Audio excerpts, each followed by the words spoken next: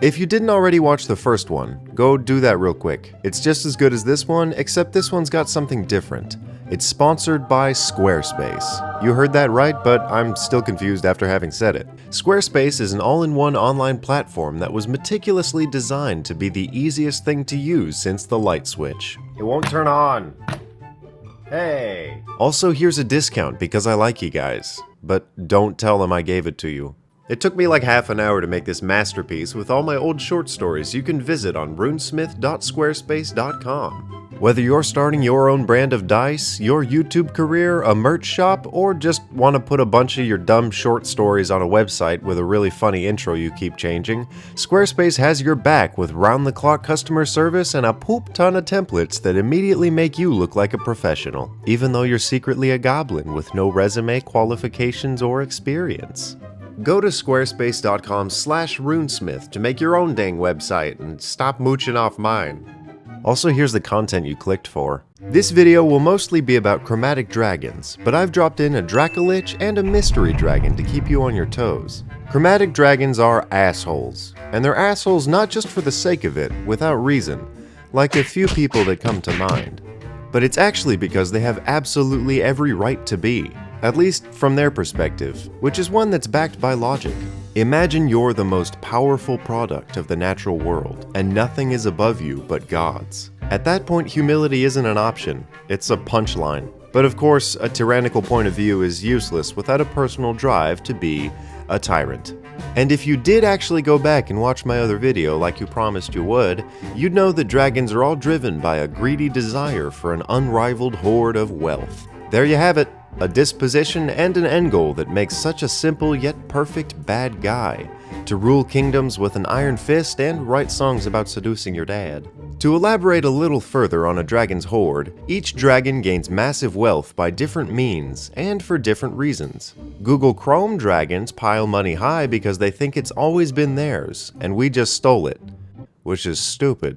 And when they do finally have a shit ton of it, they act like your coworker or sibling who has something that you need, like a stapler or a copy of Pokemon they haven't played in a year. So you ask them to borrow it or offer to trade something for it, then they point their noses up and say, "Well, then you should have got your own. This one's mine." And then you see it buried under old shoes covered in dust, but they want to keep it just because it's their property. F these guys. But adventuring into their lairs and stealing that limited edition of Pokemon Emerald is what D&D is all about, which is why their dungeons are built like war forts.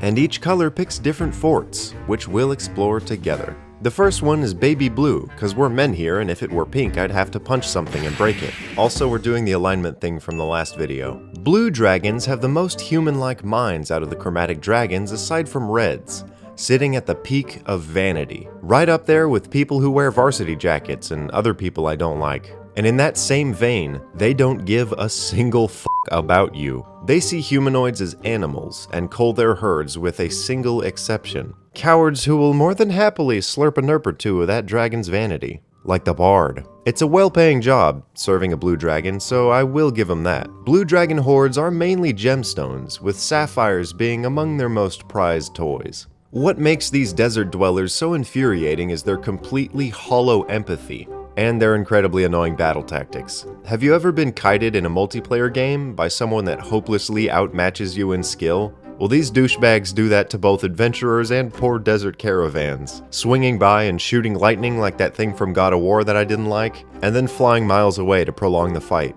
If you take a short rest, they're gonna come back. If you follow them, they keep leaving. Oh wait, that's just like Monster Hunter World, isn't it?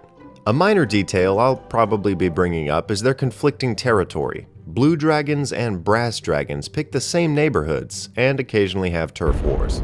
Green dragons are like the little finger of dragons. These sly bastards are more ambitious and clever than arguably any other dragon, and uses its brains over its brawn in any situation it thinks it can gain something from.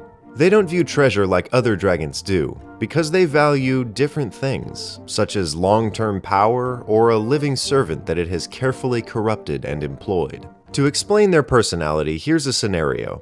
A few adventurers are traveling through the wooded home of a green dragon.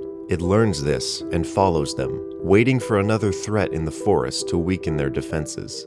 Then it emerges to terrify the now bloodied heroes, killing half of them and calmly asking the others what power they can offer to satiate the bloodlusting behemoth standing in front of them.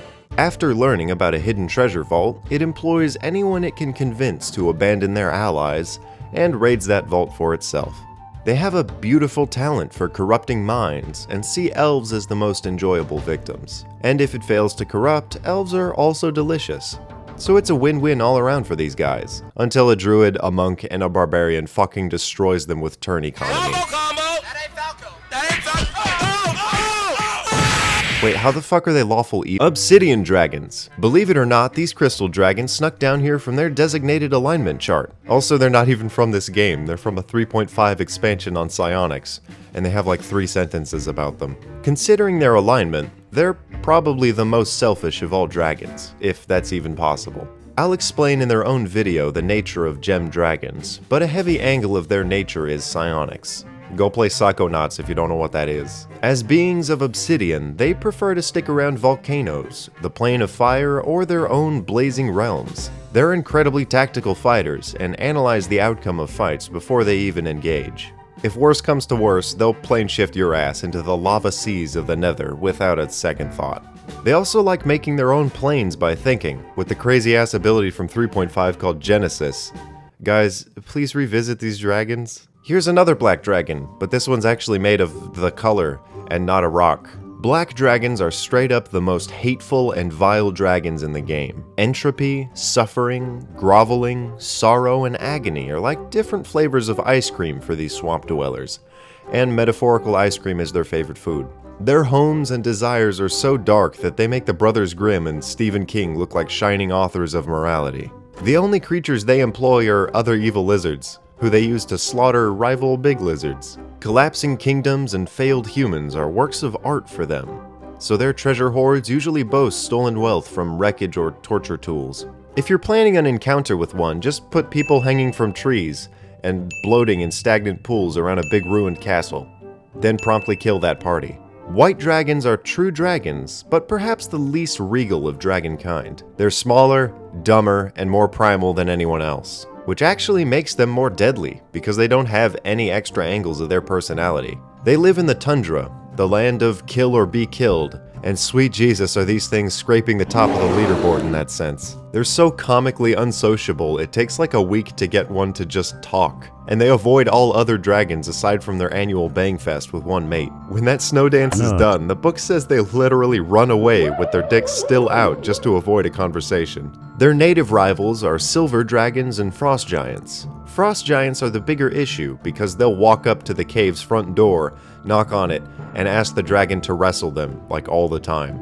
These dragons' hordes are a little spotty due to their isolation, but they keep it under a sheet of ice, so you have to God of War hammer slam that ice just to reach a couple coins. This dude is on the front of the book, and the box, and the DM screen. Also, they inspired the backdrop for this video series. The reason they're the headline for Dungeons & Dragons is because of their classic nature. They make their homes in big-ass mountains, dig deep caves, and keep huge hordes. Every well-known stereotype about dragons is not just a part of their nature, they're like a parody of dragons. Vain? Check. Powerful? Check. Tyrannical? Check. Arrogant with flying colors. The only unique angle you might not already know about them is their addiction to current events. If news existed in D&D, they wouldn't watch it because it's not credible and it's a bad base for an analogy. They employ spies and slaves to run around, learn about that shit that's going down in southern kingdoms, then explain it in detail. Every dragon deals with others of their subtype differently, and red dragons compete in fancy and fiery pissing contests to see who's cooler. Aside from tyranny and aggression, the remaining 20% of their personality is money. They love anything worth money, which makes their lairs the most targetable for legendary adventurers. Just know, an emperor does not bargain, and he has defenses.